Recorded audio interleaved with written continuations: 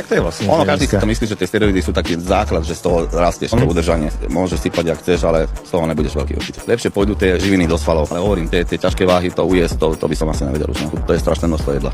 Presne tak, ako to povedal, tak to aj je. Všetci si myslia, že existujú nejaké skratky. Samozrejme, v prvom rade si treba povedať, že áno, steroidy pomáhajú k rýchlejšiemu budovaniu svalstva, dokonca niekedy sú naozaj predpísané v rekonvalescencii, aby človek nabral nejakú hmotu po ťažkých operáciách a tak ďalej. Ale to neznamená, že nejaký Chris Bumstead si teraz šľahne 1 gram testiaku, hane si na gauč, naladuje sa čipsami, zapije to Coca-Colou a zajtra ide na Olympiu a bum, prvé miesto. Takto to nefunguje, kamaráti. Toto si nezvykaj. Samozrejme, ľudia, ktorí sú na steroidoch, oproti ľuďom, ktorí nie sú na steroidoch, budú rýchlejšie naberať svaly, aj keď len budú sedieť na gauči a piť tú kofolu a zajedať to čipsami, proti tým, čo nesypú. Ale pokiaľ sa bavíme o serióznom naberaní svalstva, kvalitného svalstva, tak jednoducho si to musíš oddrieť tak či tak, odžrať tak či tak, byť striktný a poctivý, konzistentný a vytrvalý. Jednoducho takto to funguje.